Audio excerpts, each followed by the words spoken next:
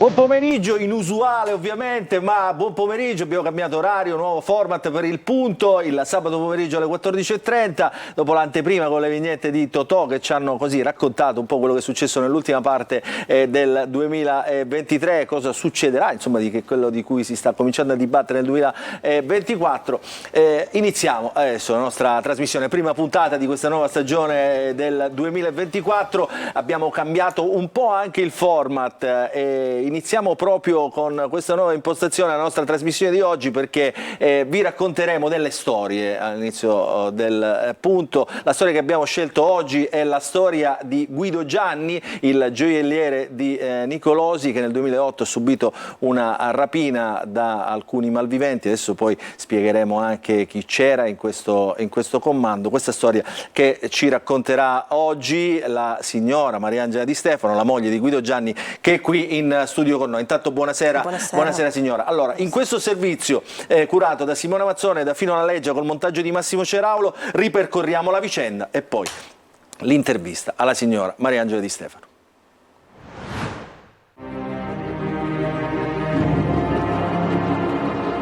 Mio marito è un bravo orafo, è una persona onesta, aiuta tutti, è amato da tutti. Là in paese, insomma, tutti quanti possono testimoniare che è la persona speciale che è stato. Lei è Mariangela Di Stefano. Suo marito Guido Gianni 16 anni fa ha ucciso 2 dei 3 rapinatori nella sua gioielleria e oggi è in carcere. La moglie non si dà pace e continua a chiedere la grazia al presidente Mattarella.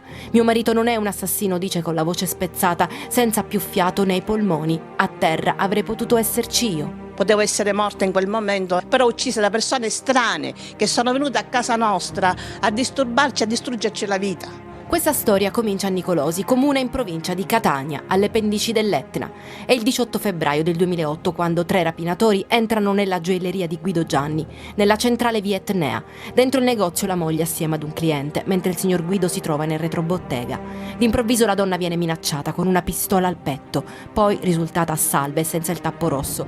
Sono attimi concitati, esce il gioielliere con in pugno la sua pistola legalmente detenuta e spara in alto, ma i rapinatori non fuggono, spara ancora e uccide 2 dei 3 malviventi, Davide Laudani e Sebastiano Catania, 21 anni di Aci Catena, mentre il terzo, Fabio Pappalardo, resta ferito. Per gli inquirenti il commerciante ha sparato alle spalle dei 3 uomini in fuga.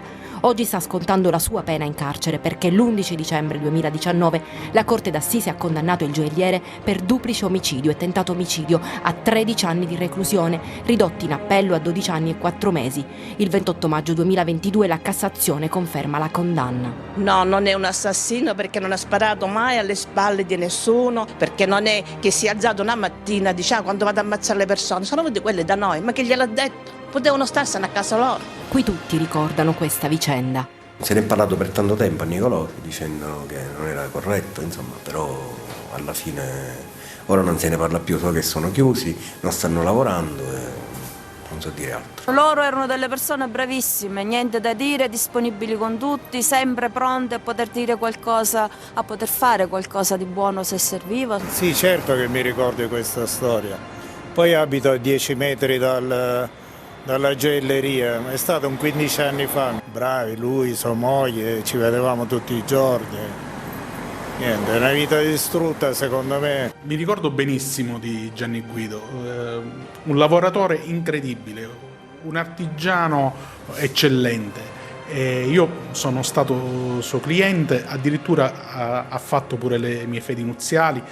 Una persona che ricordo con grande piacere e spero di poterlo rivedere al più presto. Lei va a trovarlo ogni 15 giorni a Lucciardone, a Palermo, dove è rinchiuso. Spese su spese per la donna che vive di una piccola pensione, costretta a chiudere il negozio e senza altro sostentamento. Una grande porta in ferro e alcuni dépliant, tutto ciò che rimane della gioielleria di Guido Gianni e Mariangela Di Stefano.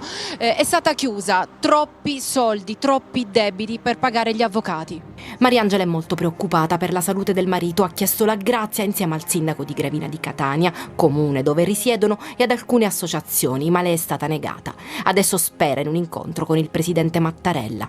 Ho chiesto tante volte un incontro con il presidente Mattarella perché glielo voglio spiegare, la persona per bene che siamo noi, mio marito è una persona onesta, lavoratore, non merita di stare là dentro, lui sta morendo là dentro e io lo seguirò. chiede che almeno diano i domiciliari al marito. Intanto ha lanciato una petizione online su change.org invitando a firmare tutti coloro che credono si tratti di un'ingiustizia. Oggi Mariangela è stanca e invoca con un filo di voce la grazia per il marito, anche se, come ammette lei stessa, non crede più nello Stato. Le istituzioni ci hanno abbandonato, non credo più alle istituzioni. Lo Stato sta facendo morire mio marito perché non fa nulla.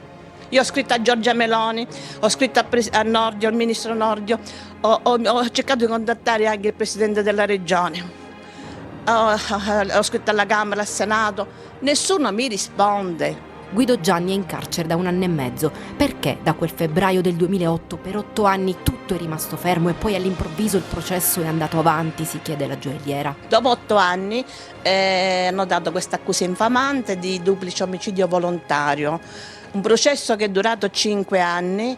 Anche in Cassazione mio marito è stato condannato.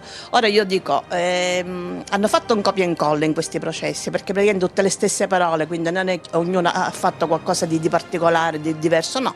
Ci sono tanti dubbi dietro a questa vicenda e tanti interrogativi cui Mariangela non sa darsi una risposta. Nel 2013 avevano fatto il processo al comando che era intervenuto a fare questa rapina. Era un'operazione denominata Squalo. Si è saputo, io ho saputo tramite il telegiornale che erano appartenenti a una cosca mafiosa. Quindi io non lo so, a questo punto ho avuto tanta paura, noi siamo stati costretti a stare chiusi in casa per un bel po' di mesi. Insomma, tuttora ho paura io. Senza mio marito, io sola, non ce la faccio più a stare.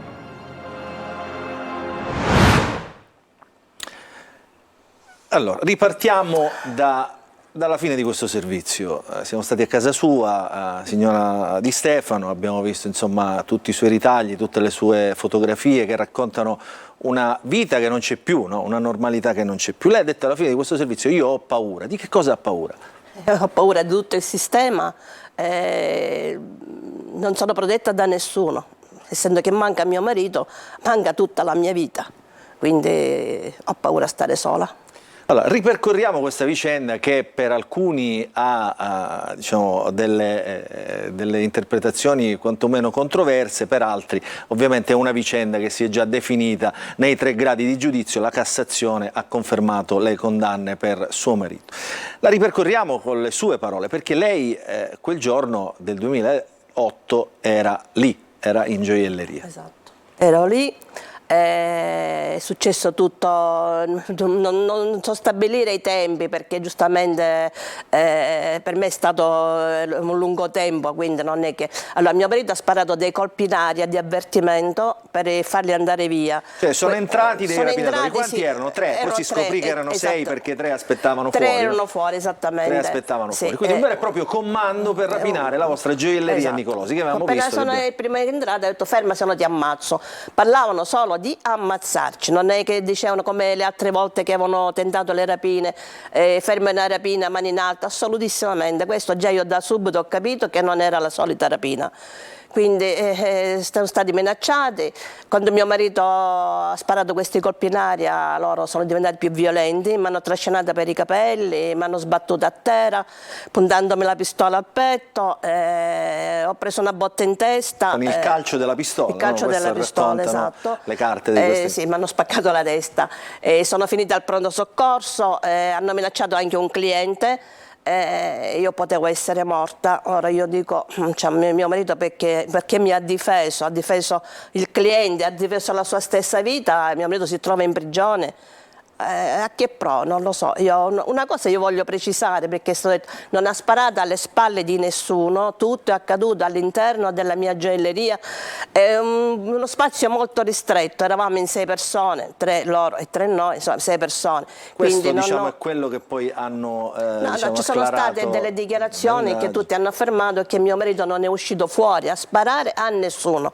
E anche un testimone durante il giuramento ha precisato questo, che tutto è accaduto là dentro. Quindi. Il tema, no, perché lo stiamo affrontando oggi, signora Di Stefano? Perché oggi più che in passato si sente molto la questione della sicurezza, no? La questione della sicurezza dei cittadini nelle città, nelle proprie attività. Questo è un caso emblematico, cioè suo marito e lei stavate lavorando nel vostro negozio. Esatto. Qualche diciamo particolare lo diamo pure noi rispetto a questa indagine. La signora ha parlato di rapinatori violenti. Da un esame tossicologico si è scoperto poi che 2 di questi malviventi che erano entrati nella gioielleria avevano assunto un alto quantitativo di cocaina, quindi erano, diciamo, sballati, particolarmente violenti. Uno di questi rapinatori che poi è morto, uno delle due vittime, diciamo, tra la vita e la morte è riuscito a fare delle dichiarazioni. Ha detto, dice, mi si è inceppata la pistola, se no a quello l'avrei ammazzato io, no? Quindi insomma questa è la cornice su cui si muove questo racconto. Dopo il 2008 che è successo? Allora, per 8 anni non è successo nulla, assolutamente nulla, non è stato dato nessun capo di imputazione, abbiamo lavorato per quello che si poteva, perché purtroppo abbiamo perso un bel po' di clienti, perché giustamente avevano paura. Quando ci chiede perché non venite più, abbiamo paura, dicevano. Quindi, dopo 8 anni hanno dato un capo di imputazione infamante, duplice omicidio volontario. Volontario di che cosa? Sono venuti a casa nostra a minacciarci, a picchiarci, perché anche mio marito è stato picchiato da 2 di loro. Quindi lo so, ci poteva scappare in morto anche da noi stessi. E hanno dato questo capo di imputazione. Quindi per voi si è difeso, diciamo, per voi familiari si è difeso. Sì, mio marito non è un assassino, non è è un eroe, mio marito è un eroe, non è un assassino, perché proprio difeso no. E non ha sparato volontariamente, questo è bene chiaro, che lo ribadisco sempre. Non voglio andare in merito ai magistrati, assolutamente, loro hanno fatto il loro lavoro, assolutamente non c'entro niente con loro. Però diciamo che 8 anni dopo, ma perché non è stata aperta non lo so, nessun non ne ho idea, non ne ho le più pallide idee. Nessun procedimento, cioè 8 anni sono passati dal 2008, insomma, poi 8 anni. E 5 anni che è durato un processo, giustamente, c'è stato l'appello, la Cassazione. Lei, diciamo, tra le righe ha detto, poi analizzando, diciamo, anche con più calma, con più freddezza questa vicenda che la tocca personalmente, ha detto: qui c'è anche, come dire, una mano politica dietro. Ma si suppone, perché giustamente sarebbe una cosa veramente molto brutta questa, la mano politica, perché non è giusto. Perché la mano politica? Non lo so perché è saltato fuori poi determinate evidenze, non lo so, sulla politica. Ripeto, lo dica signora, cioè, lo dico, siamo qui, insomma, so. Chiunque potrà... Si parlava della legittima difesa, che allora Salvini aveva detto la legittima difesa, cioè, per me è una legittima difesa.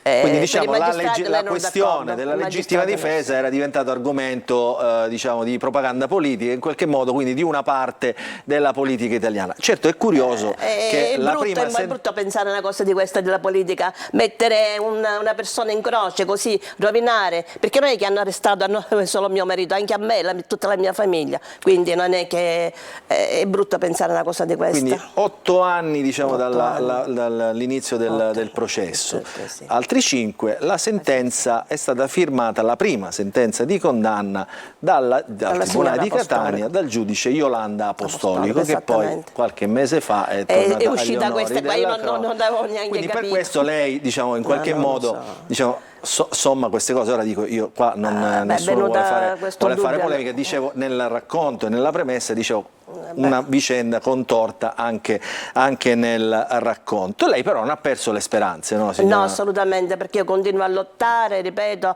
che mio marito si trova in carcere già da 20 mesi, diciamo, ecco quasi. Lui sta morendo perché ha perso più di 50 kg, sta molto male e lo Stato non sta facendo nulla. Gli appelli che ho fatto, la richiesta al Presidente Mattarella per la grazia che è stata rifiutata, continuerò e chiedo un incontro con i Presidenti, ma anche con il Presidente della Regione, che io ho provato a contattare, ma non mi risponde nessuno. Io voglio chiarire che la persona onesta che è mio marito è speciale, e loro possono andare anche a trovarlo. possono andare a trovarlo. Un'altra di queste, ovviamente è stato detto nel servizio, un altro particolare, diciamo, che racconta questa vicenda è che questo comando apparteneva alla cosca Santa Paola, quindi una delle cosche Esatto, più sì. sanguinarie. Abbiamo saputo questo, diciamo, purtroppo. questo lo avete scoperto dopo. Purtroppo sì. Voi in questi anni avete subito minacce? Allora, dunque le minacce che abbiamo subito quando mio marito stava davanti alla porta, che lo chiamavano assassino, che gli sputavano, e durante i processi che i parenti di queste vittime hanno detto brutte parole a mio marito, l'hanno minacciato, hanno minacciato anche la nostra famiglia, ma nessuno è intervenuto ad aiutarci, a difenderci dentro il tribunale, quindi le lascio immaginare se io devo stare tranquilla. No, non posso stare tranquilla. Cos'è per lei la legittima difesa? La legittima difesa è che una persona che si trova nel proprio ambiente è sacro, è un ambiente sacro, quindi una persona estranea che ti entra violentemente a farti del male, e io mi devo pur difendere in qualche maniera. Quindi per me la legittima difesa è questa. È ovvio che non lo so, chi lo dice a loro di venire a disturbare a casa nostra? Noi eravamo nella nostra pace e tranquillità.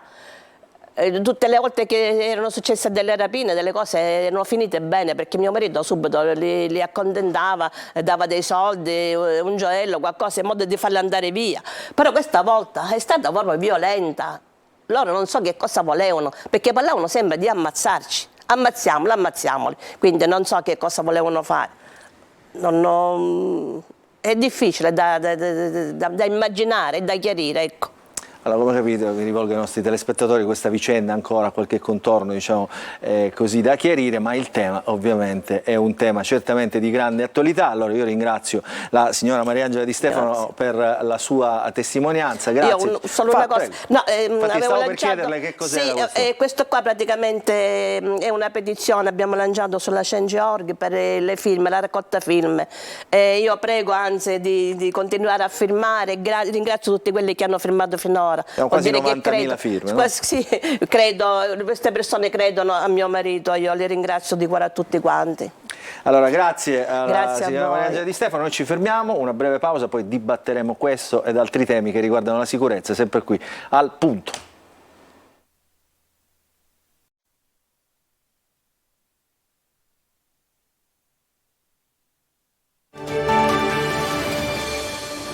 Rientriamo in studio all'interno della trasmissione di oggi, Il Punto in diretta, ovviamente nuovo orario, nuovo format per chi si dovesse collegare solo in questo momento. Non avete sbagliato orario, è sabato ed è primo pomeriggio, questa è la nostra nuova collocazione all'interno della programmazione. Allora saluto gli ospiti che hanno ascoltato ovviamente l'intervista alla signora Mariangela Di Stefano, la moglie del gioielliere Gianni Di Nicolosi, che in questo momento sta scontando la sua condanna in carcere per aver ucciso 2 rapinatori. Il tema ovviamente che si apre è quella della sicurezza, della legittima difesa, del porto d'armi, anche alla luce di tutto quello che è successo. In studio con me Manlio Messina, vice capogruppo vicario di Fratelli d'Italia alla Camera, il nostro re dei sondaggisti Livio Gigliuto, che ho il piacere di aver, consentitemi di spendere due secondi in più rispetto alla presentazione che faccio per tutti, ho il piacere di avere per la prima volta in studio con grande orgoglio, devo dire. Complimenti per lo studio che è meraviglioso. Dopo i successi televisivi, tra l'altro ormai lo vediamo sempre con Savino, quindi complimenti anche per questo suo nuovo ruolo di conduttore. Grazie Livio Gigliuto. Anthony Barbagallo, segretario regionale del Partito Democratico e deputato alla Camera sempre per il Partito Democratico. In collegamento Daphne Musolino, parlamentare di Italia Viva. Stavo per dire con Cateno De Luca. Mussolino non sa quante telefonate abbiamo ricevuto questa mattina da Messina, adesso poi le chiediamo. Poi ne parliamo. E poi i colleghi in collegamento, Elvira Terranova, caposervizio dell'agenzia stampa DN Cronos. Ciao Elvira, volto conosciutissimo ovviamente del Punto, la ritroviamo. Ciao Elvira, passato bene le feste? Passate bene le feste? Tutto bene. Tutto bene. Lavorando come sempre, insomma. anche oggi. Con noi ci sono delle sorprese in questa edizione del Punto. Ho 2 opinionisti nuovi, uno ve lo presento adesso, che è Antonio Condorelli, il collega Antonio Condorelli di Live Sicilia, ma anche di La 7, insomma oggi in veste di giornalista / opinionista. Ciao Antonio. Buonasera, è un piacere essere qua. Si è dimenticato qualcuno? Credo di no, siamo tutti. Allora, Antonio, parto da te. Hai sentito, tu hai ascoltato, tra l'altro conosci anche questa vicenda di Nicolosi, che ne pensi? Ma penso che la signora si è trovata davanti a una banda pericolosissima, perché nessuno può immaginare che sia possibile che 6 persone assaltino un negozio senza che questo avvenga sotto l'occhio vigile della mafia. Non è un caso che uno degli appartenenti a questa banda sia stato poi arrestato insieme al boss di Acireale, a Antonino Patanè, e che uno delle vittime sia il figlio di un ergastolano. Quindi purtroppo la signora si è trovata addosso puntata un'arma. Le sentenze per noi giornalisti non è semplice commentarle, però i fatti sono di assoluta gravità ed è uno degli aspetti del problema sicurezza che investe la vita quotidiana delle persone. Lo abbiamo visto, no? in questi ultimi mesi, soprattutto in questi ultimi mesi nelle grandi città anche della Sicilia. Mario Messina ha sentito la storia, insomma, il tema della legittima difesa, diciamo, al di là della storia della signora Di Stefano, insomma, c'è un tema che ovviamente il tema della sicurezza, che è un tema da affrontare. Voi come governo, diciamo, già subito dopo Cutro avete emanato i decreti sicurezza che in qualche modo entrano anche in queste questioni di sicurezza in città. Beh sì, è un tema assolutamente attuale, un tema che purtroppo viviamo quotidianamente, soprattutto in alcune città. Lo affronteremo anche dal punto di vista un po' della chiarezza legislativa, perché su questo tema della legittima difesa c'è abbastanza confusione. Però è indubbio che questo è il mio pensiero, che se tu entri a casa mia, entri armato, mi colpisci con una pistola nella testa, mi aggredisci e mi intimi di darti il mio lavoro, quello che ho guadagnato lavorando, se no ti ammazzo, è chiaro che devi aspettarti un'eventuale reazione. Neanche se scappi io ti inseguo, puoi sfuggire a questa cosa. Ma sai, è difficile, no? Commentare, è difficile commentare perché solamente trovandosi nella situazione è facile dire vabbè scappi, mi hai sparato alle spalle, ma quello che passa nella testa in quei momenti, quando ti trovi una pistola puntata nella faccia, che non sai se lui sta uscendo per prendere un'altra arma e tornare o se sta scappando, credo che sia una situazione davvero complicata da poter gestire. A sangue freddo è tutto facile, in quella condizione, in quella situazione, quando hai tua moglie, i figli, ci sono altri casi, l'altro giornalista, l'altro gioielliere, quando hanno 17 anni, la cui figlia è stata picchiata e massacrata. C'è tutta una condizione veramente difficile che va sicuramente regolamentata in maniera diversa, e secondo me va regolamentata nella direzione che a pagare non debbano essere le persone per bene, ma a pagare debbano essere coloro che delinquono, ed è un po' la situazione. E poi non dico più nulla finché non me lo chiederai tu. Che vive anche, che vivono le forze dell'ordine. Cioè noi siamo in un paese in cui un poliziotto, un carabiniere, un finanziere, prima di poter reagire a un delinquente, a un rapinatore, un potenziale assassino, devono subire un danno. Cioè se io non ho la pistola puntata e addirittura mi parte il colpo per attaccarmi, per uccidermi, il poliziotto non può reagire. Se reagisce viene addirittura condannato probabilmente. Questa è una condizione che non possiamo più accettare. Tanti temi. Barbagallo, stessa domanda, insomma, c'è un giro d'opinione su questa storia della gioielliera. Ma io nella mia carriera non ho mai commentato una sentenza, non lo farò neanche adesso. No, il commento non è sulla sentenza, però questo ci tengo a precisare perché altrimenti noi facciamo un quarto grado su una cosa che mi pare che è passata in giudicato. Neanche io ci farei la trasmissione sulla sentenza. La questione è diciamo, sul tema proprio della sicurezza, cioè questa signora chiede la grazia. Allora è giusto chiedere la grazia dopo 3 gradi di giudizio, cioè la signora continua a riaffermare le sue ragioni, continua come dire, ad avvalorare questa tesi.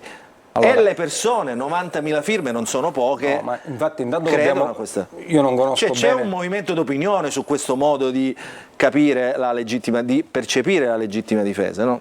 Io non conosco bene la questione nello specifico, che andrebbe studiata, bisognerebbe leggere le sentenze, le carte, eccetera. Oggi il nostro codice penale all'articolo 52 prevede dei requisiti specifici per la legittima difesa, così come per la grazia. E siamo in un campo diverso. Io credo che in un momento di confronto, di dibattito politico come quello che stiamo facendo stasera, l'interrogativo è quello: come miglioriamo le condizioni di sicurezza delle nostre città, e su questo secondo me dovremmo alimentare il dibattito. C'è un problema oggettivamente che si è acuito nel corso degli anni. La risposta a questa problematica, a nostro giudizio, non può essere questo uso disinvolto delle armi che qualcuno dalle parti del centrodestra, come dire, vuole lanciare come messaggio. È il caso del mio collega Pozzolo la notte di Capodanno, o è il caso del disegno di legge presentato da alcuni deputati di Fratelli d'Italia che consentono l'uso del fucile per la caccia anche nel caso di minorenni dai 16 anni in poi. A nostro giudizio invece il tema vero è come miglioriamo, come evitiamo la dispersione scolastica in alcune realtà, come miglioriamo le condizioni di vita nelle periferie delle nostre città, come diamo e facciamo sentire forte la presenza dello Stato e diamo un futuro e un'opportunità ai giovani, evitando che si perdano tra i mille rivoli delle criminalità organizzate nelle nostre periferie. Sembra Credo facile, che il tema è questo. sì, è giusto, però dico io, diciamo, anche facendo veloci giri sui social, allora ho visto delle cose a Capodanno, ho visto tante persone che hanno l'accesso, la possibilità di accedere alle armi, io non so quanto legali o illegali, sparare in aria i botti. Musolino. Ma certamente sparare in aria i botti non rientra tra le attività con le quali... Abbiamo qualche video, vediamo se riusciamo anche a farlo sentire. Uno l'abbiamo scaricato così velocemente e da uno di questi social, sembra molto amati da un certo pubblico che è TikTok. C'è molto anche sofferenza per gli animali di affezione che in casa impazziscono per questi botti. Un cavallo, non so se avete sentito, è morto. Scusi Musolino, ecco, l'abbiamo qua, abbiamo l'audio di questo servizio.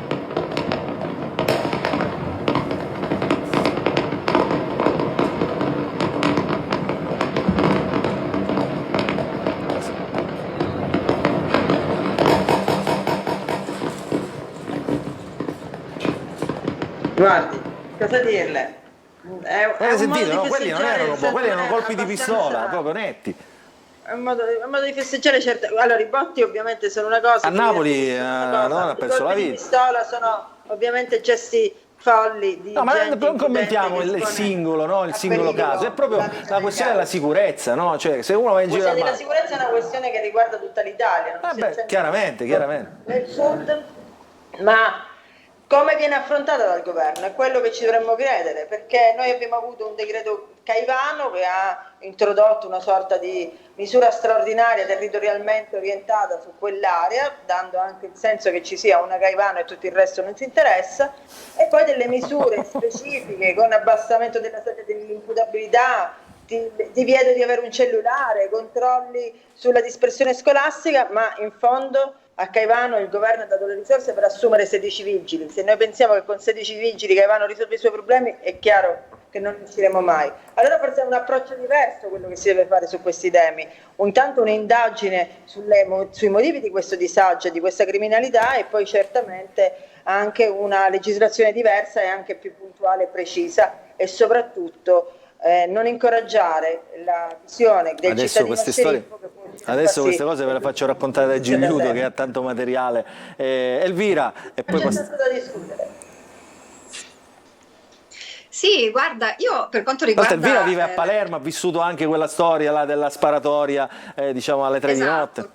Stavo dicendo proprio questo. Intanto, per quanto riguarda la signora, naturalmente capisco il suo stato d'animo. Mi ha ricordata appunto la vicenda del gioielliere Ruggero, quello di Cuneo, della provincia di Cuneo, che proprio poco tempo fa è stato condannato a 17 anni di carcere per aver ucciso 2 rapinatori. In quel caso era probabilmente un po' diverso rispetto alla vicenda della signora Di Stefano, perché lui ha sparato alle spalle dei 2 rapinatori che stavano fuggendo, e quindi secondo il PM, così ha detto durante la requisizione inquisitoria in aula fu un'esecuzione e quindi diciamo ha chiesto e ha ottenuto la condanna a 17 anni. Per quanto riguarda invece la sicurezza, è vero, è un problema anche a Palermo, perché proprio di recente c'è stato questo omicidio che io definisco, a parte tragico, naturalmente una vicenda tragica perché c'è stato un ragazzo giovanissimo che ha perso la vita, ma stiamo parlando di un ragazzo di 22 anni ucciso con una pistola.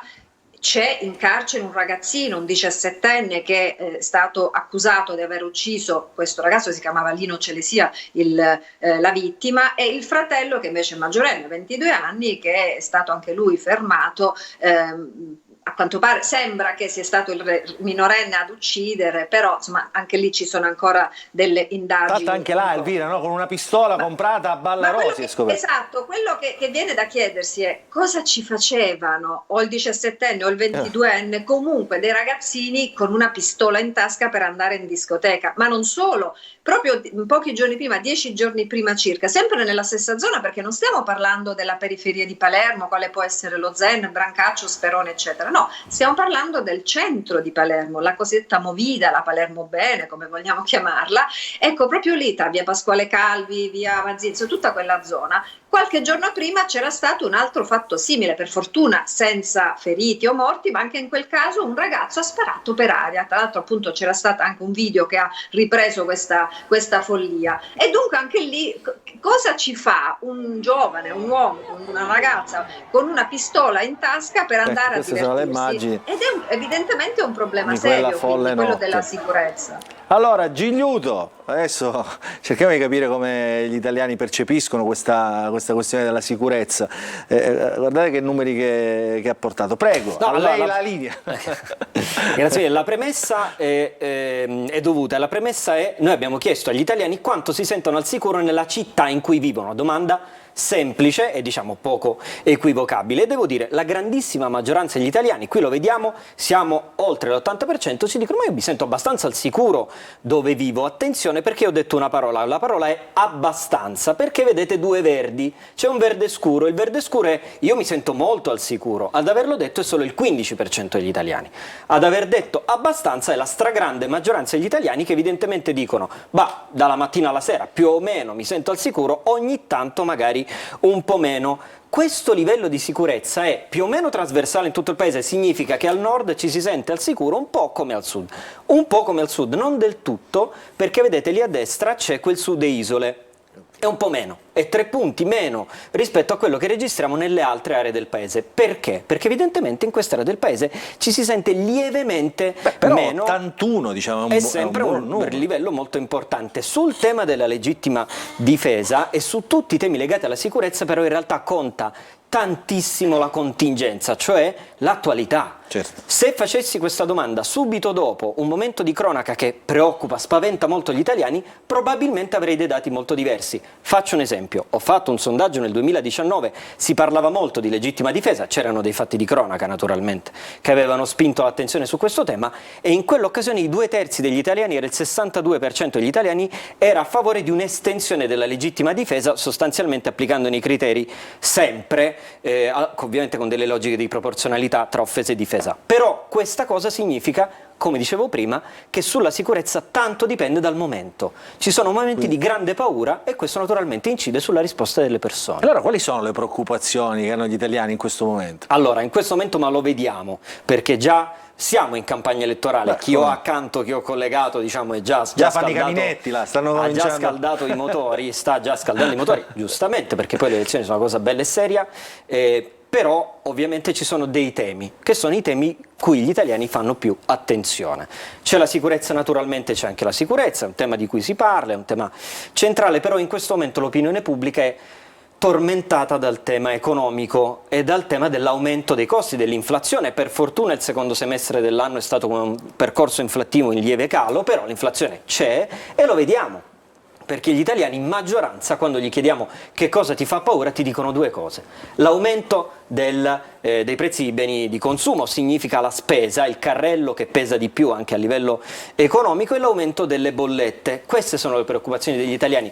Questo ci fa credere, ma questo ovviamente ce lo diranno i nostri ospiti, che è facile prevedere che, come sempre è successo, la campagna elettorale delle europee sarà soprattutto una campagna su temi interni, e soprattutto economici, molto meno una campagna elettorale su temi europei e quindi su temi di cui nessuno capisce niente o quasi. Fa, come dire, fa riflettere quel 28%, cos'è? Un 28% in meno rispetto a quello del sud e isole, la freccia rossa. La freccia rossa indica che il 28% ci ha detto aumento dei prezzi, quindi un po' di meno nel sud e nelle isole.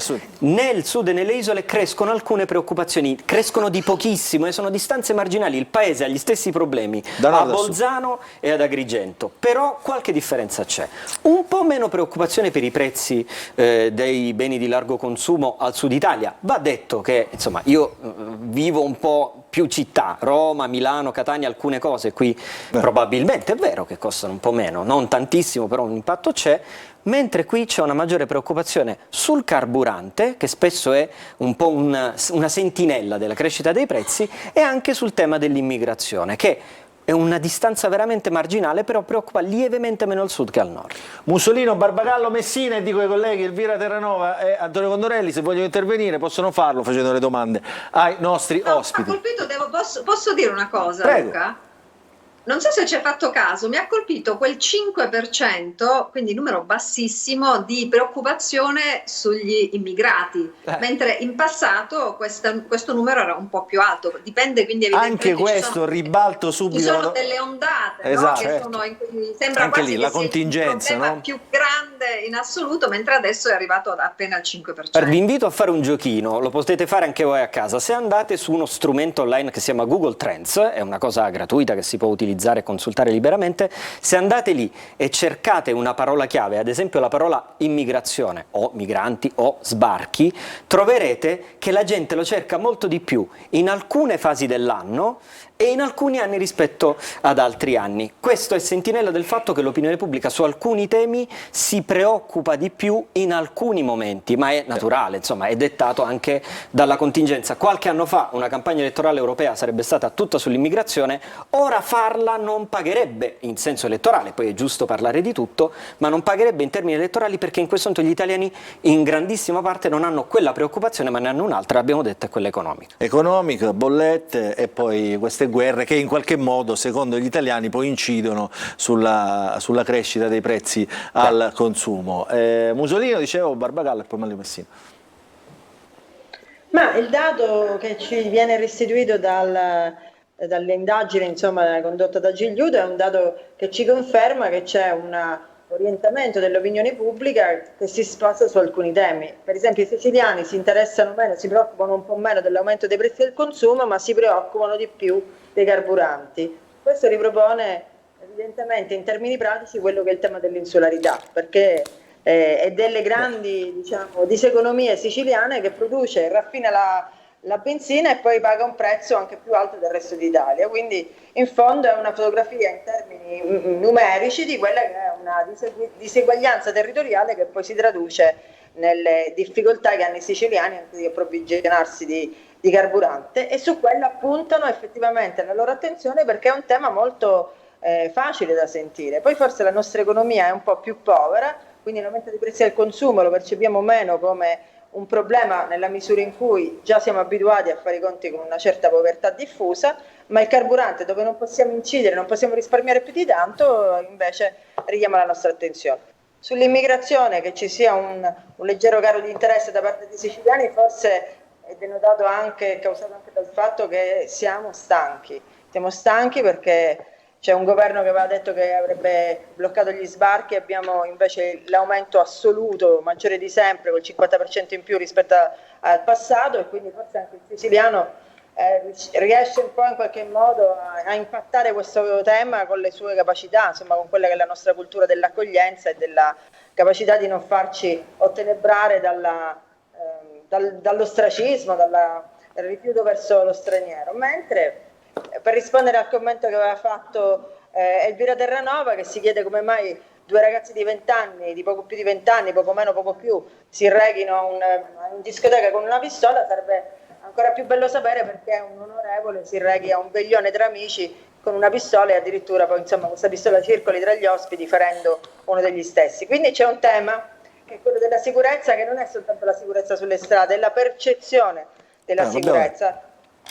Abbiamo detto Barbagallo e poi Manlio Messina, che risponderà anche ovviamente alla sollecitazione dell'onorevole Musolino, della senatrice Musolino. Ho visto con attenzione i dati, abbiamo alcune conferme, insomma il tema dell'inflazione, della preoccupazione degli italiani legata al salario e quindi alcune questioni che noi abbiamo posto al centro della nostra iniziativa politica con le proposte sul salario minimo, la condanna e la fine del reddito di cittadinanza che certamente alimenta le paure. Io ad esempio credevo che le preoccupazioni sui due conflitti in Europa, Medio Oriente e Ucraina, incidesse di più. Mi sorprende, devo dire, che non c'è nessun accenno nell'analisi che è stata fatta rispetto ai temi dell'ambiente, che tradizionalmente è un tema che preoccupa l'inquinamento, la crescita costante come di se alcuni fosse uno step 2 quello, intanto ci sono delle priorità. No, però secondo me, Luca, sulle giovani generazioni, i ragazzi a scuola, i ragazzi all'università, i ragazzi che iniziano a lavorare, soprattutto in un'elezione come quella europea dove c'è una competenza specifica dell'Unione Europea sugli aspetti regolatori che riguardano l'ambiente e l'inquinamento e che sarà probabilmente uno dei terreni di scontro più significativi di questa campagna elettorale. Ho l'impressione che, voglio dire, forse in questa analisi è un dato che non emerge e che invece tra la gente noi sentiamo molto. Messina, velocemente, e poi chiudiamo con quello che ci aspetta per il 2024. Ma no, io dico, con i famosi, con le famose intenzioni di voto che in questo momento sono importanti. A me fa un po' intanto sorridere quello che dice la senatrice Musolino, che da qualche giorno è passata con un altro partito, con Italia Viva, però vedo che ne parla ormai come se fosse una veterana, e allora se veterana deve ricordare che il suo capo, il suo leader politico che ha scelto, che non è più Cateno De Luca ma è adesso Matteo Renzi, è stato colui che negli ultimi 10 anni di fatto ha governato l'Italia, è stato Presidente del Consiglio, è stato Presidente e segretario del PD, e tutto quello che stiamo e che abbiamo ereditato negli ultimi 10 anni lo dobbiamo anche grazie al suo leader che si chiama Matteo Renzi, e la misura della loro serietà lo dà quando pensano di poter eguagliare come fatto un ragazzo di 20 anni che va, ammazza una persona e spara a un altro ragazzo, un ragazzo di 17 anni spara a un ragazzo di 20 anni, con un deputato che cammina con una pistola, atto irresponsabile, sicuramente condannato già da noi e sospeso dal partito, ma il fatto che per lei sia uguale e sia la stessa percezione di sicurezza ti fa capire chi ci ha governato negli ultimi anni e che per fortuna non ci governerà più, perché è normale che non puoi immaginare che un ragazzo di 17 anni che cammina con la pistola e ammazza un altro ragazzo lo puoi paragonare a un deputato che cammina con la pistola con regolare porto d'armi, perché anche questo va evidenziato. No, ma sei stato tu che le hai messi a paragone e le hai messi sullo stesso piano. Secondo me non sono sullo stesso piano. Un tema è la sicurezza dei giovani che possono addirittura approvvigionarsi di pistole in maniera irregolare, illegale, comprandole al mercato nero. Un tema è l'irresponsabilità di qualcuno che, nonostante abbia il porto d'armi, la custodisca in maniera errata. Sono due cose sicuramente completamente diverse. Condorelli. Distinguiamo le condotte illecite dai delitti, no? La questione è molto Sono la stessa complessa. cosa. Io non dico che c'è La stato un questione è omicidio. sicuramente- La questione è sicuramente molto complessa perché sicuramente il parlamentare non dà un buon esempio e non a caso è stato sospeso. Paragonarli può servire al dibattito sterile che molto spesso c'è nel mondo della politica. Il problema è che ogni sera si celebra una realtà che potrebbe anche non risultare nei sondaggi, perché ci sono delle zone che sono assolutamente tranquille delle città, ma ci sono delle zone in cui vige il coprifuoco, in cui la regola è avere un amico al 41 bis che diventa il tuo lasciapassare per le discoteche, per i locali, per ottenere quello che vuoi, in cui la pistola è un oggetto normale, decantato, che rappresenta anche la tua identità, è qualcosa anche di cui vantarsi, che fa parte della tua persona. E questo, per scoprire quello che sta succedendo, basta guardare TikTok, basta ascoltare quelli sono i scusa se ti trend. interrompo, ti faccio vedere, tu continui a commentare, io chiedo alla regia di mostrare anche questo, sono dei video recenti, no, della notte di Capodanno. Noi abbiamo visto, questo è girato a Catania, Sì. ordinanza del sindaco, così come a Palermo, vietati botti, bottiglie, Esatto. fiaccole, tutto quello che potrebbe essere pericoloso. Guardate che c'era, questa è Catania e sembra Baghdad ora Considerate oggettivamente. che sono tutti fuochi d'artificio vietati, cioè tutto quello che è stato esploso, almeno l'80% è tutto proveniente dal mercato nero, cioè la gran parte dei Questa è la fuochi mattina, poi se d'artificio- continua il video diciamo c'è... La gran parte dei fuochi d'artificio sono fuochi d'artificio provenienti dal mercato nero. Quindi noi dicevamo che il problema serio è che è necessario un provvedimento complesso per affrontare una realtà complessa che è fatta di giovani che pippano cocaina, giovani e meno giovani, non solo dei quartieri popolari ma anche dei salotti buoni della città che pippano fiumi di droga che poi escono, che si incontrano con altri delinquenti o anche con persone normali, e può succedere di tutto, succede sistematicamente di tutto perché ci sono le frustrazioni Questa è della la vita, questione, no? ci sono i problemi sociali, quelli veri, che sono quelli che riguardano le periferie e quelli che riguardano anche il centro delle città. Siamo in una fase delicata in cui è finito il reddito di cittadinanza, è iniziato un nuovo sussidio e c'è un Allora problema Antonio, facciamo serio. così, ne parliamo dopo, perché così vediamo quali sono i desideri e il sentimento degli italiani con Livio Gigliuto, presidente dell'Istituto Piepoli, che ci onora, lo dico, sempre un piacere, noi scherziamo, però dico veramente una presenza prestigiosa per noi, per l'Istituto Piepoli, insomma, che ci aiuta anche a definire questi contorni.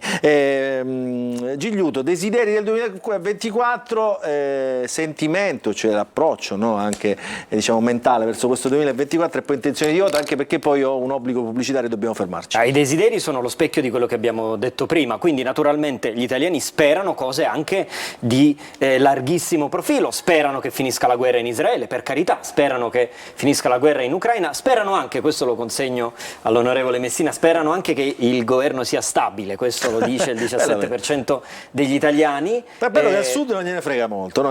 Ma insomma, leggermente la flessione è minima, mentre in realtà la prima posizione la occupa ancora una volta il tema economico. Gli italiani, se da un lato dicono io ho paura dell'aumento delle bollette, dall'altro giustamente quando gli chiediamo cosa desiderino ci dicono io spero che le tasse vadano un po' giù, e questo è un desiderio ovviamente trasversale, un po' più basso nel sud e nelle isole, ma al sud e nelle isole noi troviamo invece una crescita di coloro che dicono io spero che ci sia più occupazione per i giovani, quindi naturalmente insomma E un meno po' lo polemiche, specchio, no? Meno e scontri e anche polemiche nel paese, all'interno, cioè. noi siamo un po' più tranquilli rispetto al resto Cioè, del un clima paese, ci più piace sereno. meno Ci piace litigare, anche questa chiacchierata la paciosità sta confermando questa cosa. Poi abbiamo chiesto quale sia il sentimento prevalente, cioè noi lo chiediamo ogni anno. Quando pensi al prossimo anno, qual è il sentimento guida, quello che ti guida orientandoti al 2024 in questo caso? E qui vediamo, di solito vediamo una divisione a metà. Metà sono i pessimisti, metà i positivi. Quest'anno invece, da quando è finito il Covid in realtà, vediamo una grande maggioranza di soggetti che dicono per me l'anno prossimo sarà il sentimento positivo quello a guidarmi. È chiaro, la speranza è un sentimento positivo che però diciamo è più un auspicio che una cosa concreta, però vediamo gli ottimisti sono il 24%, i pessimisti sono il 10%, quindi sono decisamente di più. Attenzione, i positivi sono un po' di più nel resto del paese, mentre al sud e nelle isole c'è un cauto ottimismo, diciamola così. Guarda, così. sorride Barbara, guarda. È la storia I nota. siciliani sono un po' così. Così, un po' professisti. Mussolini lo sta ascoltando con l'orecchio, messa là. Guarda. Va bene. Ascolto con molta attenzione. Con molta Prendo appunti pure. Prenda appunti, Musolino, anche lei. Allora, intenzione di voto, fermi tutti, buoni.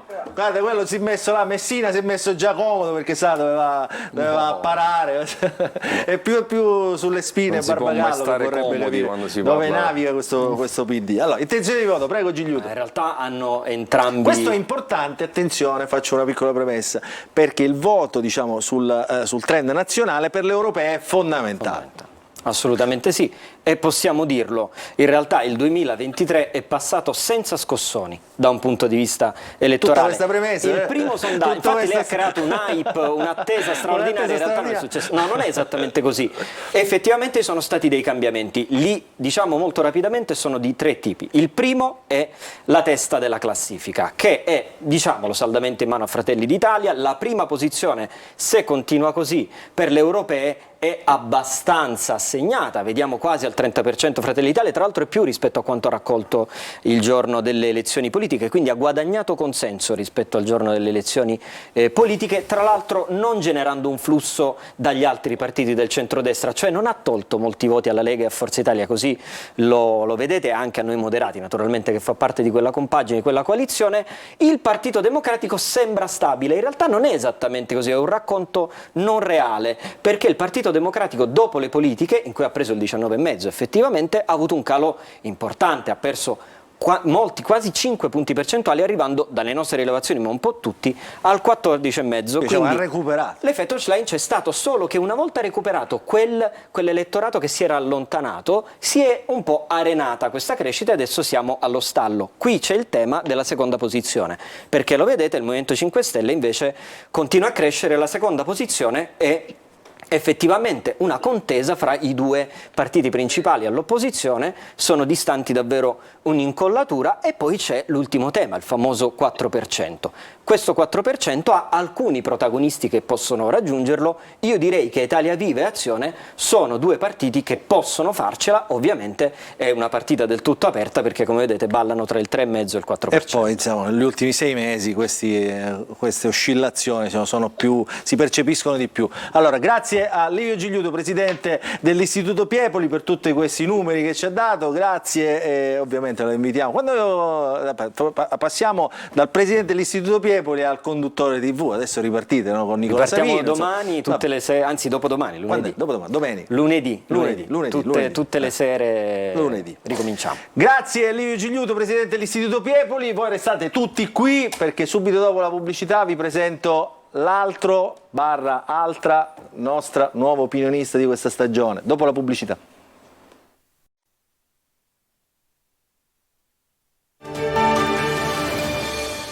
Rientriamo in diretta, il punto in quest'altra parte di questa trasmissione di oggi. Abbiamo parlato della sicurezza, adesso parleremo anche un po' di attualità politica dopo la conferenza stampa del Presidente del Consiglio Giorgia Meloni, però insomma do il benvenuto prima di cominciare il dibattito, a Michela Giuffrida. Ciao Michela, collega, giornalista, buongiorno. Che quando vorrà, diciamo, io ti ho invitato sempre, tu lo sai, a fare l'opinionista della nostra trasmissione, hai accettato, diciamo. Eccomi qua. Eccoli qua, adesso ci divertiamo, perché insomma, hai visto qua che bel parterre, Vallio Messina, Barbagallo, Daphne Musolino, non sai quante telefonate ho ricevuto stamattina, appena hanno visto l'annuncio della Musolino che è passata da Cateno De Luca a Italia Viva, insomma, ha suscitato curiosità in molti dei suoi elettori, ex elettori, non lo sappiamo, questo è.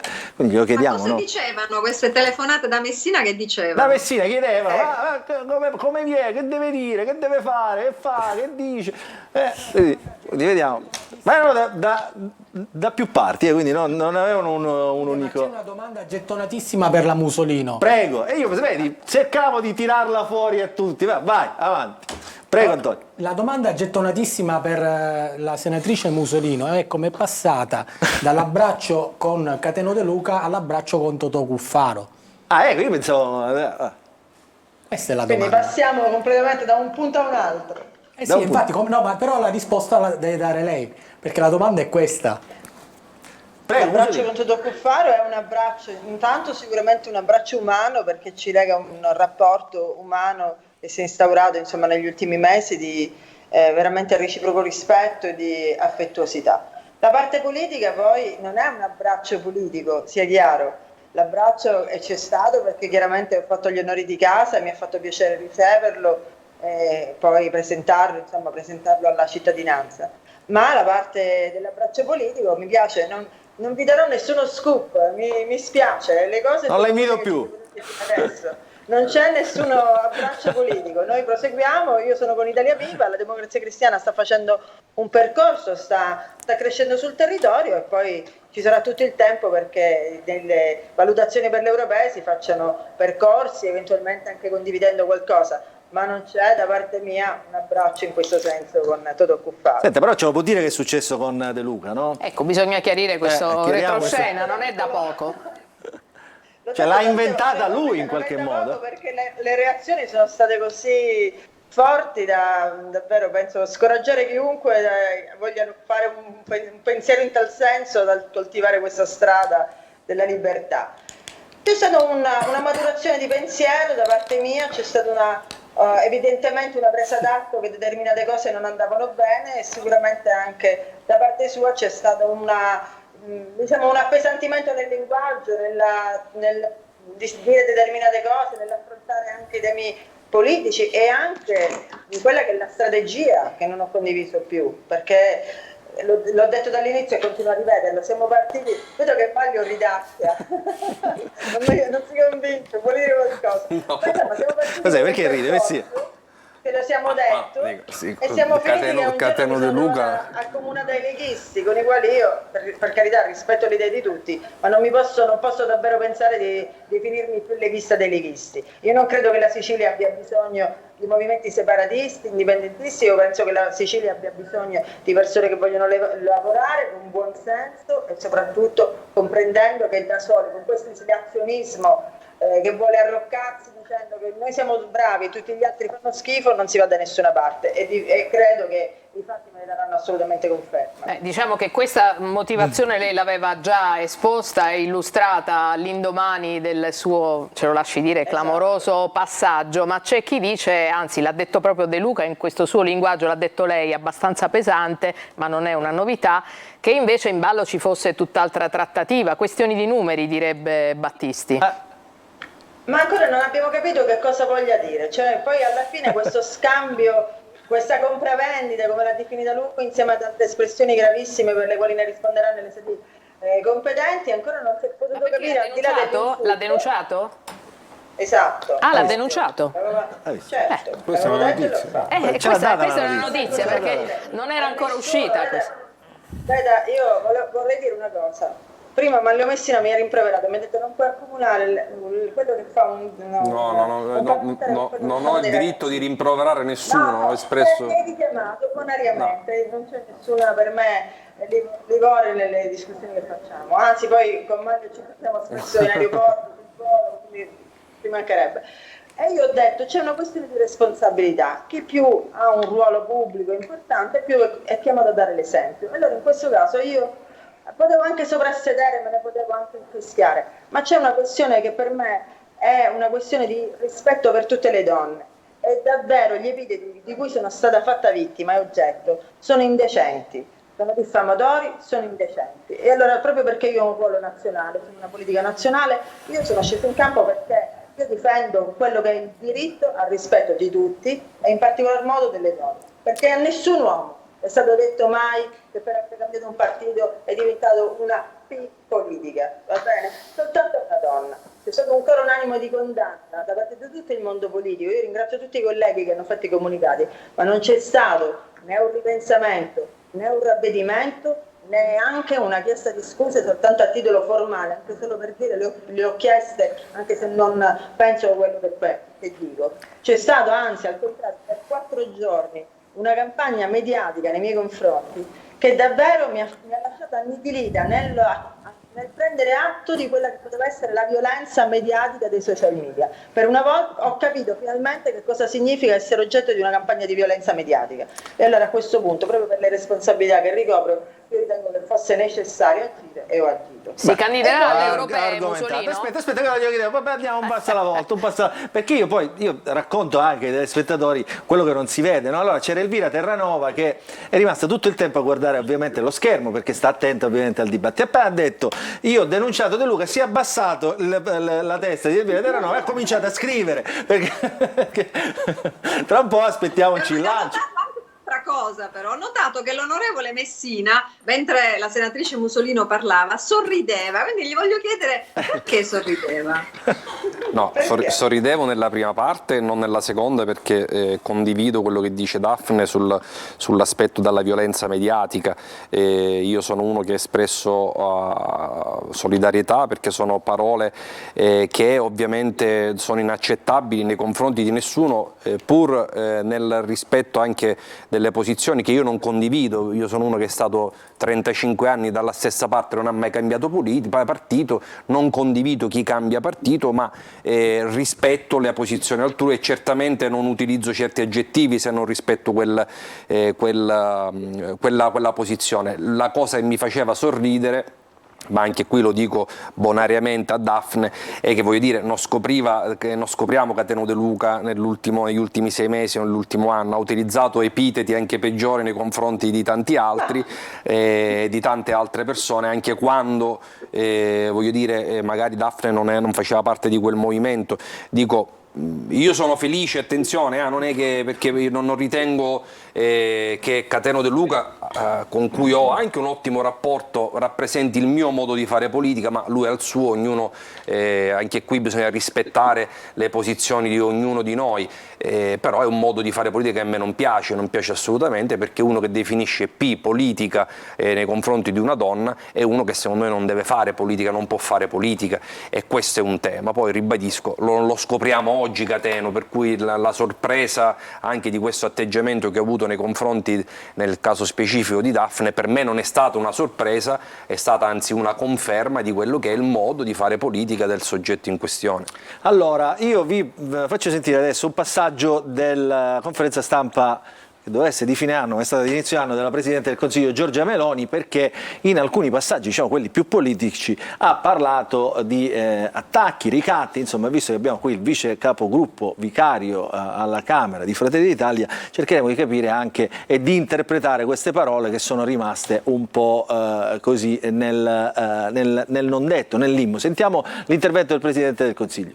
E non sono neanche preoccupata delle elezioni europee, no? Che come lei sa, essendo elezioni proporzionali, tendono a, come si dice, sottolineare le differenze tra i partiti. Credo che quelle differenze siano un valore aggiunto e che dobbiamo chiaramente saperle privilegiare ciascuno senza che possa diciamo, diventare una competizione interna. Io penso che si possa anche in queste elezioni europee, per capirci, crescere tutti quanti, se ci riusciamo e se i cittadini ci daranno il loro consenso. Ma... Allora, guardi, sul tema della candidatura alle europee è una decisione che non ho ancora preso.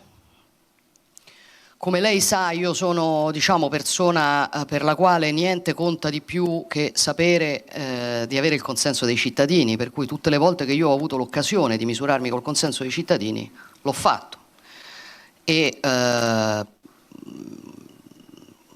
anche ora che sono Presidente del Consiglio, secondo me misurarsi con il consenso dei cittadini sarebbe a maggior ragione una cosa utile e interessante. Né mi convince la tesi di chi dice che candidarsi alle europee sarebbe, diciamo così, una presa in giro dei cittadini perché poi ci si dimette, no, e non si va in Europa. I cittadini che ti votano lo sanno che poi non andrai in Europa, ma se vogliono confermarti il tuo consenso, anche questa è democrazia. Penso anche che diciamo, una mia eventuale candidatura potrebbe forse portare anche altri leader a fare la stessa scelta, penso nell'opposizione, e potrebbe anche diventare un test di altissimo livello, quindi un test democratico molto interessante. La ragione per la quale, a fronte di queste valutazioni che l'ho fatto, che farebbero propendere per un sì, io non ho ancora deciso, è che devo capire se una mia eventuale candidatura personale toglierebbe tempo al mio lavoro da Presidente del Consiglio, più del tempo che chiaramente sarà comunque necessario per fare la campagna elettorale delle elezioni europee che tutti faremo. Allora, questo è il contributo che avevamo tagliato per quanto riguarda appunto le elezioni europee. Insomma, si definiscono già, ci sono alcuni paletti, no? Il leader in lista, lei Presidente del Consiglio è candidata capolista in tutta Italia, così potrebbe essere. Allora su questo dibattiamo su questo e poi insomma degli attacchi parliamo dopo. Manlio Messina.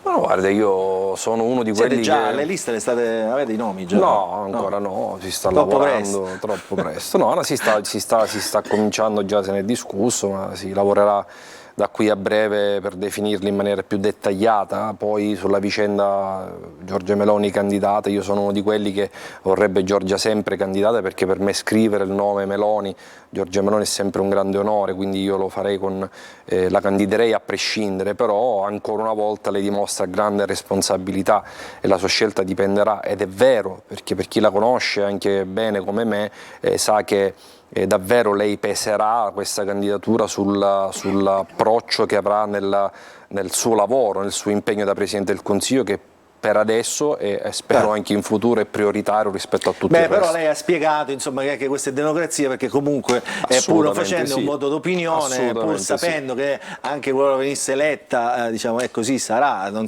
andrà a fare l'europarlamentare, è chiaro che quello è un voto d'opinione polarizzato sui partiti del centrodestra, in questo caso sui due poli, no? Barbagallo, insomma anche lì anche voi state ragionando su come affrontare queste elezioni europee, no? Vabbè, tra poco entreremo Oggi si sta nel vivo. polarizzando anche, spinto anche dalla Meloni, no? Questo duello a due tra Giorgia Meloni e Liz Schlein che di fatto poi taglia fuori i rami, no? le altre anime delle coalizioni. Si polarizza il dibattito e il confronto per una serie di dati oggettivi, sono due leader donne, sono due leader giovani, e sono i rappresentanti politici dei primi due partiti in tutti i sondaggi. Io credo che noi abbiamo ragioni per essere ottimisti, mi riferisco ovviamente al Partito Democratico in vista delle elezioni europee, perché è un'elezione che rispetto ad altre giochiamo in casa, perché non abbiamo le difficoltà di costruire una coalizione che sono state evidentissime alle politiche, alle regionali, dove l'immaturità dei percorsi che non solo di tutta la coalizione alternativa al centrodestra negli ultimi anni hanno pesato molto. Questa è un'elezione, quella europea, dove si va da soli con il proprio simbolo e dove secondo me le caratteristiche che ha la nostra segretaria nazionale, che naturalmente ha la vocazione verso l'Europa, è stata un europarlamentare giovanissimo, dai temi dell'ambiente a quello del salario, a quello dell'immigrazione, ha una capacità di entrare nel dibattito e di affrontare i problemi che non hanno gli altri, quindi io credo che già abbiamo recuperato in modo significativo, ma veramente possiamo ottenere uno scatto di reni importanti e avere un grande risultato alle elezioni europee. Michela.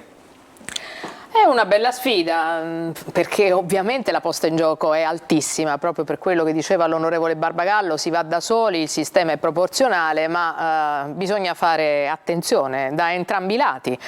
La Schlein deve fare attenzione perché si gioca veramente tutto con questa tornata elettorale, c'è una grande aspettativa, c'è già un numero di tacca che è il 20%, che potrebbe, se non superato, davvero scrivere un'altra storia. Ci sono anche tutti gli equilibri che insistono su questo. Segnalo che oggi la Schlein, proprio rispondendo alle sollecitazioni evidenti di Giorgia Meloni, non ha raccolto il guanto di sfida, anzi diciamo per molti versi ha dissimulato. È secondo te, come dire, prematuro o ci si può lavorare da parte sua, o capisce che c'è una sono sfida? avversari che devono usare il bilancino, anche la Meloni incredibilmente deve fare l'opposto, deve cercare di non stravincere perché ha una coalizione da guidare da un altro punto di vista, senza mortificare nessuno sembrerebbe, però deve anche vincere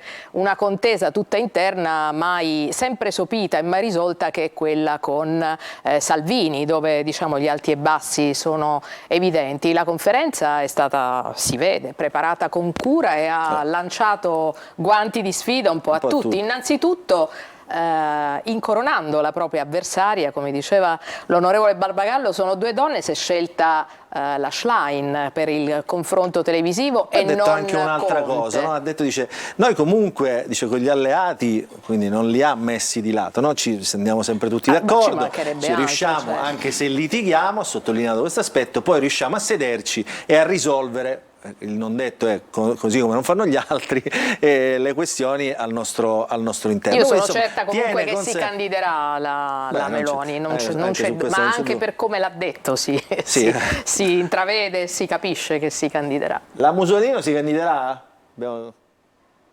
non è in ballo in questo momento la mia candidatura, non è il motivo per il quale ho fatto questo passaggio, lo ribadisco. Però potrebbe essere quello di Renzi per l'acquisto.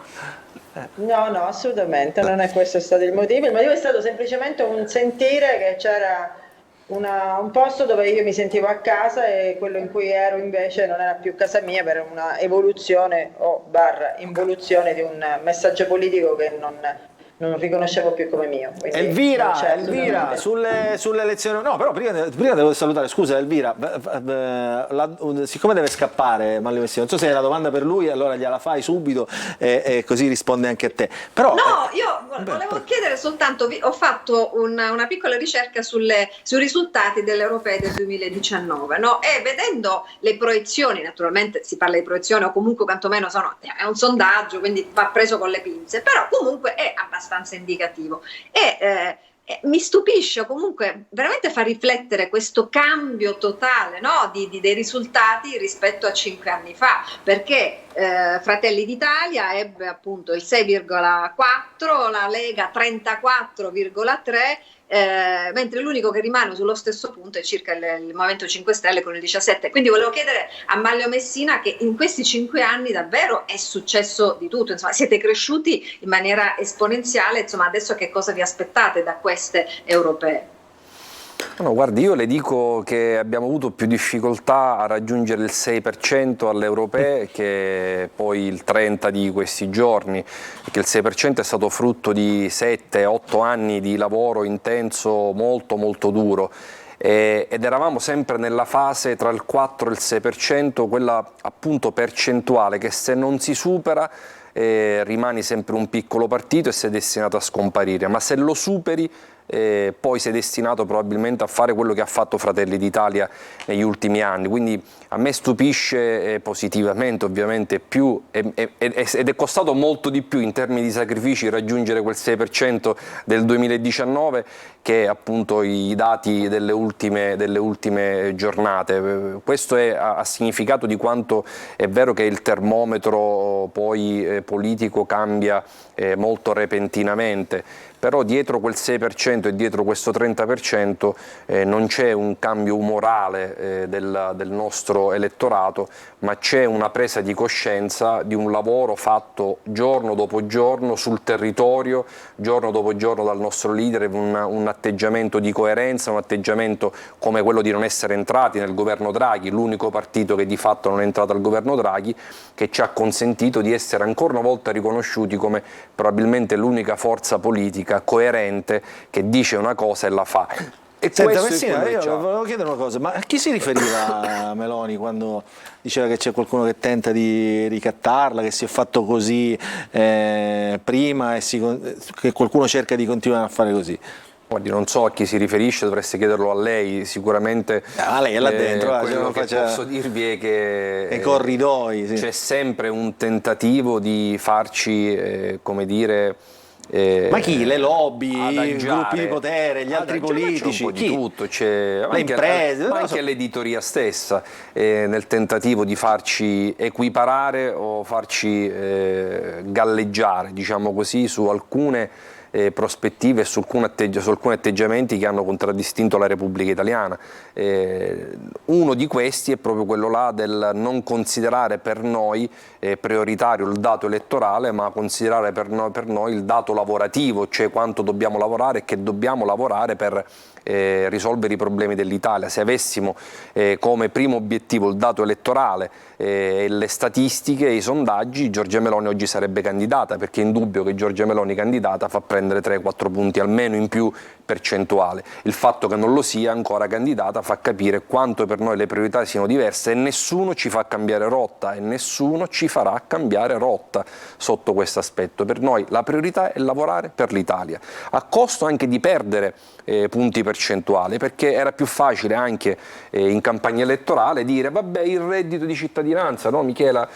Lo manterremo per un po', poi vediamo, probabilmente quell'elettorato avrebbe votato anche per Fratelli d'Italia se avessimo mantenuto il reddito di cittadinanza. Per noi il reddito di cittadinanza è sbagliato, è sempre stato sbagliato e lo abbiamo detto e lo abbiamo poi di fatto fatto. Allora, Barbagallo, ce lo dice lei chi sono questi nemici?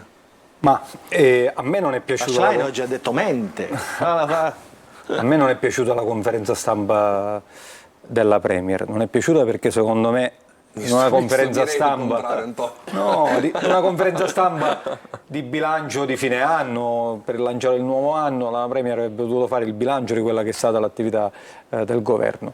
Aver lanciato queste ombre avrebbe dovuto dire veramente chi lo ricatta. Queste allusioni secondo me non servono, anche perché in alcuni passaggi, come dire, il clima del sospetto, del vittimismo non serve. Giorgia Meloni ha vinto le elezioni, governerà per i prossimi anni, è giusto che governi perché gli italiani l'hanno votata, però in un bilancio di cose fatte da fare e probabilmente anche non fatte, non riuscite bene, secondo me bisogna essere trasparenti. Ci saremmo aspettati ad esempio un cenno all'attività del Parlamento, che è mancata, il fatto che abbiamo appena votato una manovra dove nessun parlamentare ha potuto inserire una norma. Non abbiamo messo per la prima volta la fiducia, che è un segnale. Ma nessun parlamentare ha votato, in una repubblica parlamentare, nessun parlamentare ha proposto un emendamento. Mi sembra veramente fuori luogo, così come alcune scelte sul tema del salario minimo. Le opposizioni unite hanno fatto una proposta, doveva avere il coraggio di confrontarsi in Parlamento su quello che è un tema non soltanto delle opposizioni parlamentari, anche del Paese, dove ci sono contratti capestro a 4 euro. E credo che era un altro tema che la Premier avrebbe dovuto affrontare non in conferenza stampa ma in Parlamento. E vedremo che succederà. Allora, siamo fuori, devi dire qualcos'altro? No, dico che nel merito e nella conferenza stampa ci sono altre cose che andavano affrontate, ci sono punti interrogativi veri e incertezze in cui piomba il Paese dopo, sia per quanto riguarda il super bonus sia per quanto riguarda la scelta delle ZES. Io sono preoccupato delle reazioni che ci potrebbe essere nel Mezzogiorno insieme, unitamente allora facciamo così, siccome lei qua è di casa, quindi parliamo così. No, anche nel prossimo stacco. Abbiamo finito il tempo, abbiamo gli ultimi 5 minuti. Intanto io saluto Manlio Messina, non so se con lei... Ci sarebbe una chicca sulle europee. Però vi dico perché secondo me la Meloni non si candida alle europee in 30 secondi. Dopo la pubblicità allora. Va bene. Dobbiamo liberare Manlio Messina, se la domanda è per lui, se no lo liberiamo. No, insomma, lui diciamo che è un buon ascoltatore di questa osservazione. Allora fai l'osservazione e poi andiamo in pubblicità.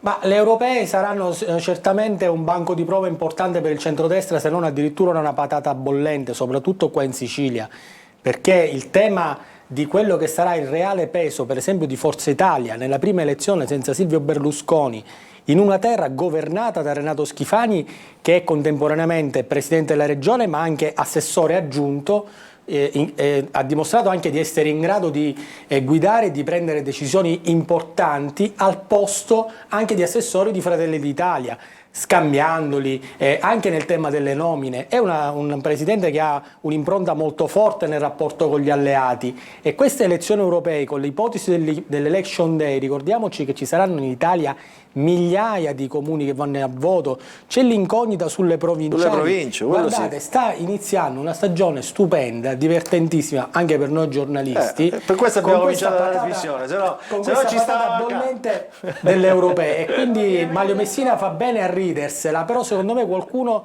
se la ride un po' meno nel centrodestra questa partita delle europee. E noi la racconteremo. Allora, considerazione di Antonio Condorelli, calzante. Grazie Manlio Messina, vice capogruppo di Fratelli d'Italia alla Camera. Lo liberiamo, andiamo in pubblicità e poi ci raggiungerà Assia La Rosa. A fare che? Adesso ve lo spiega.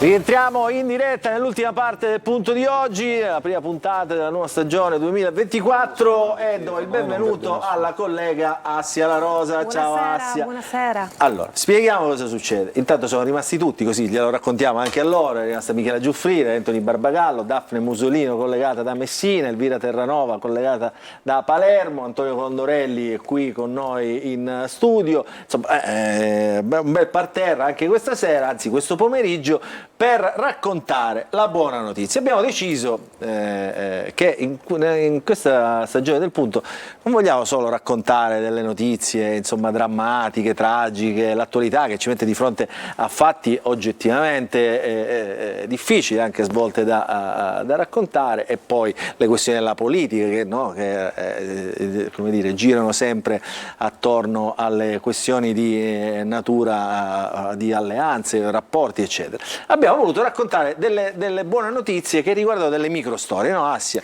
E ti ho chiesto se avessi voluto occupartene tu, e con grande generosità hai detto sì. Allora raccontiamo che cos'è questa buona notizia. Sarà un piacere raccontare le buone e belle notizie, le notizie che non fanno notizia ma che fanno bene al cuore. Abbiamo parlato di preoccupazione degli italiani, ma abbiamo parlato anche di un 73% che pensa positivo e che declina questa positività in gioia, speranza, speranza, ottimismo, serenità. Ecco, racconteremo queste storie, le storie del terzo settore, le storie dell'associazionismo, le storie delle imprese virtuose che fanno responsabilità sociale. Le storie, le microstorie, il charity, la solidarietà a chilometro zero, quindi le storie dei quartieri di tutte le province siciliane. Quindi già invitiamo il nostro pubblico a segnalare belle storie, buone notizie alla casella di posta elettronica segreteria@telecolor.it. Inizieremo la prossima settimana con i primi ospiti. Possiamo dare già un'anticipazione? Un'anticipazione una pillolina. Isseremo le vele con Francesca Andreozzi, presidente di Centro Coros, che ben 10 anni fa ha iniziato un percorso innovativo portando, con la collaborazione del circuito penale minorile, portando dei minori, dei ragazzi in barca a vela per un percorso di recupero. Quest'anno ha portato... A spese su, cioè nel senso mettendoci del su. Con vari progetti, quest'anno ha condotto 40 ragazzi in collaborazione con tantissime associazioni, la prossima settimana lo vedremo, all'interno di un progetto contro la dispersione scolastica. Quindi andremo tra le onde della solidarietà con Francesca, che è una psicoterapeuta e che Quindi sale a questa è bordo una delle tante. Poi ci sono le microstorie che raccontano le città, no? Quelle fatte dai cittadini che si riappropriano di spazi che erano state tolte al pubblico utilizzo, oppure troppo spesso utilizzate, che ne so, le strade davanti, le autostrade, viene da dire certe volte, davanti alle scuole, davanti ai posti che frequentano i bambini, pezzi di città sottratti spesso al pubblico che se ne riappropria, il cittadino che se ne riappropria, quindi anche questo sono delle notizie, delle buone notizie che a noi piace raccontare. Allora Assia, ti aspettiamo sabato prossimo, mi raccomando, sempre qui al punto, la nostra buona notizia, quindi speriamo che questo appuntamento possa essere, come dire, ce ne siano tantissime di buone notizie per raccontarle anche a lungo. Allora, grazie Assia, io saluto perché come sempre abbiamo sforato, non c'è mai una volta che non si sfori l'orario, però comodamente. Allora, saluti i miei ospiti. Elvira, è andata bene la prima? Ma direi perfetta. Io posso approfittare Prego. Vuoi segnalare una buona notizia? No. No, volevo ricordare soltanto oggi una giornata particolare perché è l'anniversario, il 44esimo anniversario dell'omicidio di Piersanti Mattarella, il presidente della regione ucciso il 6 gennaio dell'80 sotto casa. Insomma, oggi è stato ricordato anche dalla Meloni, da tanti, da rappresentanti delle istituzioni, anche l'onorevole Barbagallo questa mattina era alla commemorazione. Insomma, mi sembrava giusto chiudere con questo ricordo. Grazie per l'invito, spero di tornare, mi piace molto questa idea delle micro notizie, delle belle notizie che insomma fanno anche bene. Grazie, allora guarda, mi tiro la telecamera, dov'è? La mia telecamera, guarda, mi tiro l'orecchio da solo perché ne abbiamo parlato anche di TG, dell'anniversario di Mattarella, quindi insomma mi ero ripromesso che l'avevamo ricordato, poi il dialogo è andato avanti, si è messo a correre e non l'ho fatto, chiedo veni. Chi saluto? Saluto Daphne Musolino da Messina, grazie. Grazie. Io mi associo al ricordo di Piersanti Mattarella di Elvira perché anche io oggi ho fatto ovviamente un comunicato per ricordarlo. E allora, proprio ritornando al tema delle donne, mi piace ricordare che Piersanti Mattarella, fra tutte le varie modifiche, innovazioni, la sua grande opera di innovazione, di ammodernamento della macchina amministrativa regionale, fece la legge che istituì i consultori familiari, un impegno, una traccia concreta di una misura per le donne che mi piace ricordare anche in continuità col messaggio che ho fatto prima e che continuerò a portare. Ottimo, grazie Daphne Musolino. Barbagallo, è chiuso, no. Ma il modo migliore per concludere la puntata oggi credo che questo ricordo di Piersanti Mattarella, le foto che abbiamo rivisto in questi giorni sulla stampa col suo sorriso sono il modo migliore per iniziare quest'anno e dare fiducia a tutta la classe politica e fare anche un grande in bocca al lupo alla Sicilia. Abbiamo bisogno del coraggio, della lungimiranza e della Sicilia con le carte in regola che voleva Piersanti Mattarella. Allora ringrazio Antonio Condorelli, grazie Antonio per essere Caro, stato con noi, ti ti aspettiamo ovviamente la prossima settimana, se vorrai, chiaramente noi non obblighiamo mai nessuno, è sempre un piacere per te. affrontare il Anche tema perché Schifani dobbiamo- con le europee, adesso quando dobbiamo- prende Forza Italia, dove arriva, che succede alla Giunta. Tanto oggi la regione l'abbiamo lasciata da parte, quindi volutamente, proprio perché abbiamo dato spazio ai temi nazionali. Quindi grazie Antonio Condorelli, e grazie a Michela Giuffrida, ti aspettiamo anche te la prossima puntata. Grazie a voi, certamente è ottima questa nota, mi associo anch'io nel ricordo di uno dei fatti più tragici della nostra terra. Volevo solo aggiungere che l'intento di ognuno dei nostri governanti a tutti i livelli dovrebbe essere quello di smentire ogni giorno una frase che apparve, Elvira la ricorderà, in quei luoghi: qui muore la speranza dei palermitani onesti. Ecco, dobbiamo ogni giorno lottare perché quella frase sia solo un brutto ricordo. E grazie ad Assia, che è Assia La Rosa, ti aspettiamo con le tue buone notizie, anzi le nostre buone notizie. vediamo. Grazie. Grazie telespettatori per averci seguito, appuntamento sabato prossimo 14:30, subito dopo il TG di Telecolor, sempre qui, Il Punto. Buona serata a tutti.